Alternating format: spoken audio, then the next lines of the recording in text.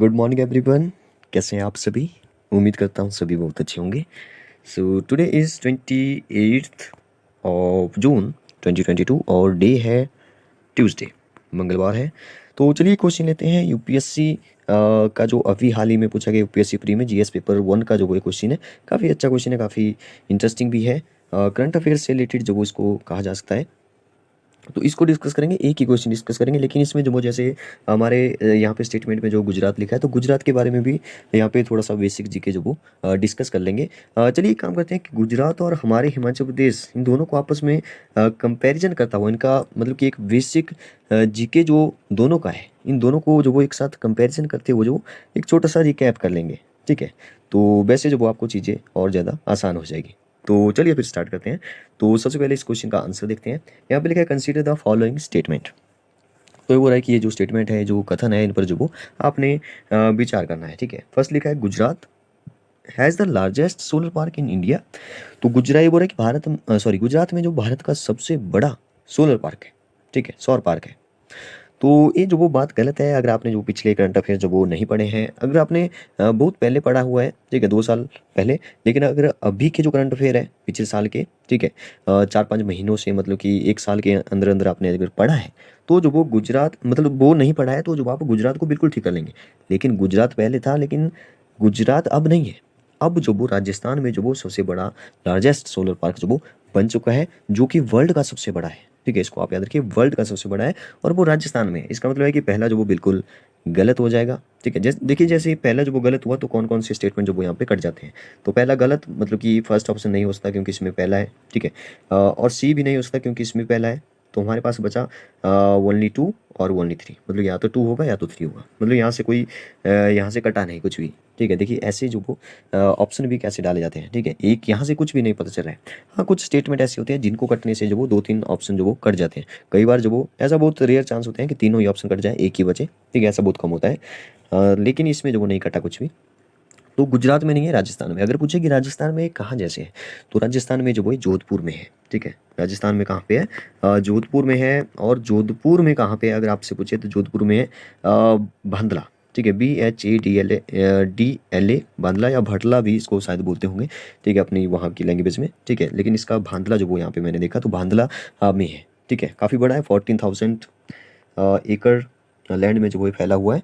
ठीक है, तो वर्ल्ड का सबसे बड़ा हो गया। ठीक है, वर्ल्ड का सबसे बड़ा। तो ये जो वो आपको नहीं बोलना था। तो फर्स्ट जो वो बिल्कुल गलत हो जाएगा। नेक्स्ट देखते हैं, Kerala has a fully solar powered international airport. तो ये बोल रहा है कि केरल में जो वो सौर शक्तिकृत अंतर्राष्ट्रीय जो वो हवाई अड्डा है। ये बात बिल्कुल सही है कि केरल में है। ठीक है, केरल में जो वो पहला, मतलब कि सौर ऊर्जा से जो वो चलाया गया, मतलब कि सौर ऊर्जा से चलता है पूरा। ठीक है, अंतर्राष्ट्रीय हवाई अड्डा है। तो ये बात बिल्कुल सही है। अगर देखिए हमारे को जो वो सेकंड स्टेटमेंट जो वो पता होती, तो जो कौन कौन से कट जाते हैं, मतलब कि सेकंड तो होता ही है। तो जिसमें सेकंड नहीं है वो काट दो। तो सी और डी देखिए कट जाए, इसमें सेकंड नहीं है। तो यहाँ से जो वो 2 कट जाते हैं, अगर आपको सेकंड स्टेटमेंट जो वो बिल्कुल पता थी। ठीक है, तब ऐसा नहीं है कि सभी जो वो ऐसे ही होंगे। कुछ स्टेटमेंट में जो आपसे ऑप्शन जो वो एलिमिनेट हो जाएंगे। नेक्स्ट देखिए, Goa has the largest floating solar photovoltaic project in India. तो ये जो वो गोवा में नहीं है, पहले जो वो ये एमपी में था, मध्य प्रदेश में था। अब जो वो आंध्र प्रदेश में है। ठीक है, इसको आप याद रखिए, अब जो वो आंध्र प्रदेश में है। तो तीसरा भी गलत हो गया, फर्स्ट भी गलत हो गया, तो हमारा बिल्कुल सेकंड ही जो वो बिल्कुल सही आंसर है। तो सेकंड ओनली जो वो इसका आंसर हो जाएगा। ठीक है, तो चलिए गुजरात के बारे में थोड़ा सा डिस्कस करते हैं। हमारे हिमाचल प्रदेश से जो इसको कंपेयर करने की थोड़ी सी कोशिश करते हैं। वैसे तो आपको पता ही है कि इसका गुजरात जो वो काफ़ी बड़ा है। ठीक है, इसका एरिया भी काफ़ी ज़्यादा है और हमारे हिमाचल प्रदेश में एरिया कम है। ठीक है, जहाँ पे जो वो इसमें जो वो गुजरात के ज़िले जो वो 33 है। ठीक है, तो हमारे यहाँ पे तो वो सिर्फ 12 ही है, हमारे हिमाचल में। ठीक है, तो अगर हम बात करें इसकी जैसे कब बना, मतलब कि गठन कब हुआ, तो 1 मई 1960, इसको आप याद रखिए। और हिमाचल का गठन जो वो 15 अप्रैल को हो गया था, 15 अप्रैल 1948 को। ठीक है, और फिर जो वो 25 जनवरी 1971, 25 जनवरी 1971 को जो वो हमारे हिमाचल को जो वो पूर्ण राज्य का दर्जा भी मिल गया था। ठीक है, जिले जो वो मैंने आपको बता दिया कि जिले जो वो यहाँ पे गुजरात, मैंने यहाँ पे जी लिख दिया गुजरात, और यहाँ पे लिख दिया मैंने HP। ठीक है, तो जिले मैंने आपको बता दिए कि इसमें जो वो जिले 33 हैं और हमारे हिमाचल प्रदेश में सिर्फ 12 जिले हैं। ठीक है, और राज्यसभा की अगर हम बात करें, यहाँ पे राज्यसभा की सीटें जो वो यहाँ पे 11 है, और हमारे यहाँ पे राज्यसभा की सीटें सिर्फ 3 है। ठीक है, लोकसभा की जो सीटें हैं यहाँ पे 26 है, और हमारे यहाँ पे लोकसभा की जो वो सिर्फ और सिर्फ 4 है। अगर हम विधानसभा की बात करें तो विधानसभा में जो वो गुजरात में 182 है, और अगर हमारे हिमाचल प्रदेश में बात करें विधानसभा की तो जो वो 68 है। ठीक है, तो इसकी राजधानी तो आपको पता होगा गुजरात की जो वो गांधीनगर है, हमारे हिमाचल प्रदेश की जो वो शिमला है।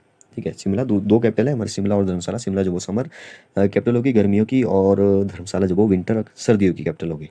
ठीक है, अगर हम गुजरात की और बात करें तो गुजरात के साथ जो वो जैसे राजस्थान भी लगता है। ठीक है, जो भी मतलब बॉर्डर इसका किस किस के साथ लगता है, तो एक तो राजस्थान के साथ लगता है, एक जो वो एमपी मध्य प्रदेश के साथ भी लगता है, एक बीच में हाँ महाराष्ट्र भी है उसके साथ भी लगता है, और एक दमन और द्वीप। ठीक है, दमन और द्वीप और दादरा और नगर हवेली जो वो दोनों को जो वो मर्ज कर दिया गया है, तो इसकी बाउंड्री भी जो वो इसके साथ लगती है गुजरात के साथ, तो इसको भी आप याद रखिए। देखिए दमन और द्वीप और दादरा और नगर हवेली जब से जो वो मर्ज हुए हैं, हमारे जो यूटी थे वैसे तो 9 होने चाहिए थे, लेकिन जो वो 8 है, इसको आप याद रखिए। ठीक है, और जम्मू कश्मीर जब से जैसे जम्मू कश्मीर जो वो अब केंद्र शासित प्रदेश बन गए हैं। ठीक है, तो 8 यूटीज हो गए हैं अब, और जम्मू कश्मीर क्योंकि राज्य नहीं रहा तो 28 स्टेट हमारे बचे हैं, तो 28 स्टेट और 8 यूटी जो वो आप याद रखिए। ठीक है, अगर हम बात करें थोड़ा सा और, जैसे मैंने फिर से लिख दिया यहाँ पे गुजरात और यहाँ पे लिख दिया मैंने एचपी। अगर हम थोड़े से नदियों की बात करें तो आपको बताइए हमारे हिमाचल प्रदेश में जो वो यमुना बहती है सबसे छोटी नदी, सतलुज बहती है जो सबसे लंबी नदी है, चिनाब है जो चंद्रा और भागा मिलकर जो वो बनाती है, और है जैसे रावी नदी है जो चंबा साइड जो वो बहती है। ठीक है, और कौन बचा, हाँ ब्यास बच गई, तो ब्यास नदी है जो हमारे मंडी से होकर के जो वो आगे हमीरपुर साइड से निकल जाती है, कुल्लू से आती है। तो ये जो वो 5 नदियाँ होगी हमारे हिमाचल में। अगर हम राजस्थान की बात करें, सॉरी राजस्थानी नहीं गुजरात की, तो यहाँ पे जो वो नर्मदा नदी जो बहती है, जो गुजरात की जो वो जीवन रेखा भी कहा जाता है इसको, तो इसको भी आप देखिए। नर्मदा नदी जो वो बहुत इंपॉर्टेंट है कहाँ पे, गुजरात में। एक जो वो ताप्ती नदी भी है, ठीक है, एक जो वो माही नदी भी है यहाँ पे, और साबरमती नदी भी है, और भी जो वो कई सारी नदियाँ हैं। अगर हम सबसे लंबी नदी की बात करें तो यहाँ पे जो वो भादर नदी सबसे लंबी है, भादर नदी। कौन सी नदी, भादर, भादर नदी सबसे लंबी है, और हमारे हिमाचल प्रदेश की जो सतलुज सबसे लंबी है, जो कई बार जो वो डिस्कस हम कर चुके हैं, 320 किलोमीटर। और यमुना जो वो यहाँ पे सबसे छोटी नदी है। ठीक है, अगर हम बात करें यहाँ पे जो वो गुजरात और हिमाचल प्रदेश, गुजरात और हिमाचल प्रदेश, तो यहाँ का जो पशु है, राजकीय पशु जिसे बोलते हैं, वो है एशियाई सी, मतलब कि एशियाई शेर या बब्बर शेर जिसे बोलते हैं। ठीक है, बब्बर शेर, मतलब कि यहाँ का जो राजकीय पशु है वो जो वो बब्बर शेर है। और हमारे हिमाचल का जो आपको पता है स्नो लेपर्ड, बर्फानी तेंदुआ जो वो हमारे हिमाचल प्रदेश का है। अगर हम बात करें वृक्ष, तो यहाँ पे जो राजकीय वृक्ष है हमारा, जो ट्री है, वो जो वो गुजरात में जो वो आम है, और हमारा आपको पता ही है कि देवदार का जो पेड़ होता है, देवदार। ठीक है, तो वो जो वो हमारा है। अगर हम पुष्प की बात करें, फूलों की बात करें, तो फूल जो वो यहाँ पे है मेरीगोल्ड। और हमारे हिमाचल में तो आपको पता ही है कि जो बुरांस के फूल होते हैं, जिसको हम बुराक का फूल बोलते हैं, तो वो जो वो हमारे हिमाचल प्रदेश का है, जिसका नाम जो वो पिंक रोडोडेंड्रॉन है। ठीक है, अगर हम और बात करें इसकी जनसंख्या, अच्छा जनसंख्या की बात करें तो बहुत ज़्यादा जनसंख्या है। जनसंख्या की बात करेंगे तो 2011 और आजकल की भी बात करना पड़ेगी। 2011 और यहाँ पे लिख दिया मैंने 2022, थोड़ा सा ऐसे ही देख लेते हैं। ये जो मैंने लिख दिया गुजरात, और यहाँ पे लिख दिया एचपी, और यहाँ पे लिख दिया गुजरात और एचपी, मतलब अभी की जो जनसंख्या होगी, पॉपुलेशन होगी, वो जो वो अप्रोक्सीमेट होगी, अनुमानित होगी। ठीक है, अनुमान लगाया जाता है कि इतनी जो वो हो चुकी होगी। तो अगर हम हमारे हिमाचल की बात करें 2011 में, ठीक है, हमारे हिमाचल प्रदेश की, तो 68 लाख थी।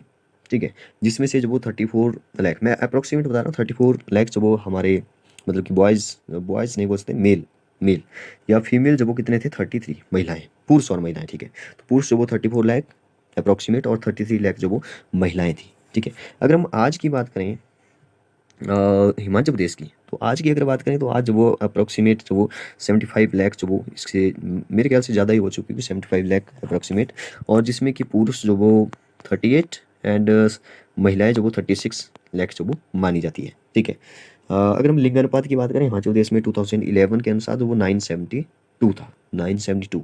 ठीक है, लिंग अनुपात मतलब कि 1000 पुरुषों में जो वो कितनी महिलाएं हैं, तो 972 है। ठीक है, अगर हम गुजरात की बात करें तो गुजरात में जो वो गुजरात की अभी की जो मतलब कि मानी जाती है, वो जो वो करोड़ों में है। ठीक है, 70 मिलियन।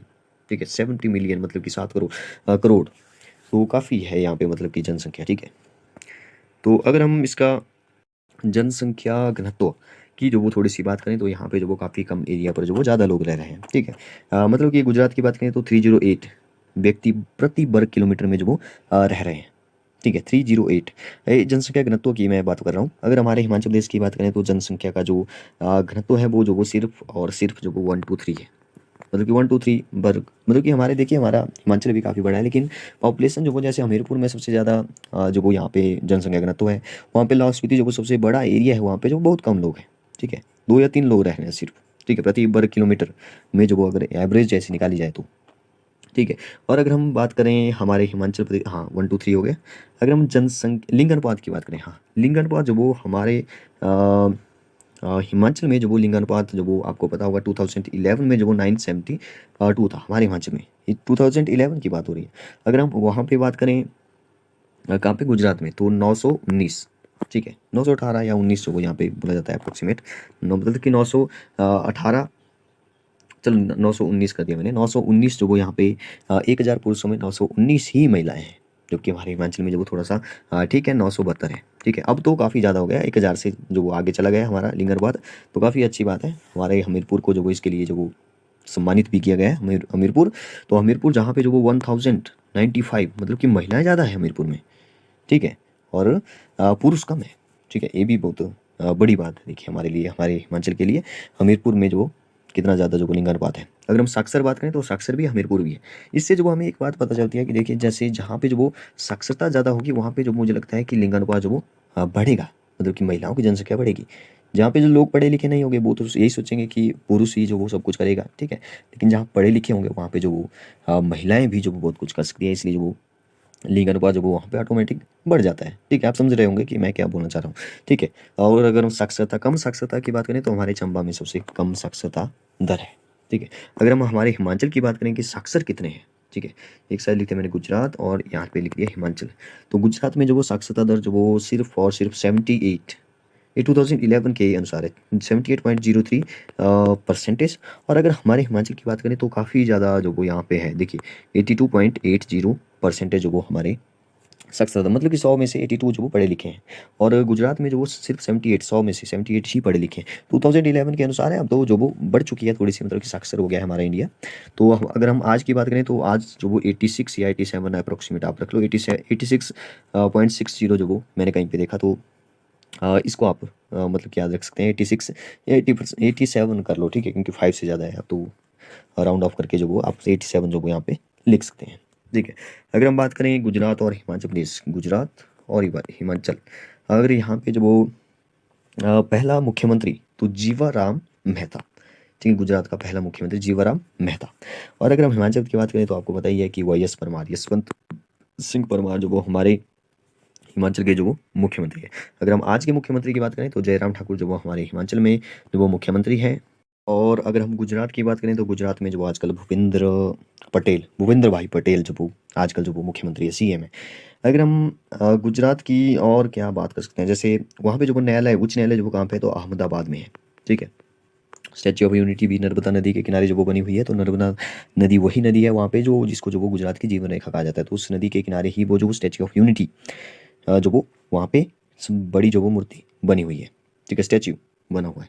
तो अहमदाबाद जो वो वहाँ पे एक मतलब कि उच्च न्यायालय, जिसको कि अहमदाबाद को तो भारत का मैनचेस्टर भी कहा जाता है। हाँ ये वेरी इंपॉर्टेंट, इसको आप याद रखिए। और अगर हमारे हिमाचल की बात करें तो शिमला में जो वो उच्च न्यायालय है, हाई कोर्ट है।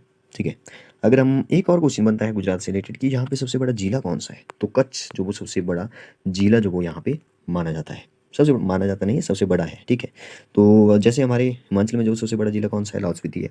एरिया वाइज अगर हम देखें सबसे छोटा जो कौन सा है, सबसे छोटा हमीरपुर है। ठीक है तो काफ़ी कुछ हमने जो वो यहाँ पे कंपेयर करते हुए जो वो सीखा। अगर आपको वीडियो अच्छी लगी हो तो वो वीडियो को लाइक करिए, सब्सक्राइब करिए। अगर आप चाहो तो शेयर भी कर सकते हैं। Okay thank you and have a nice day.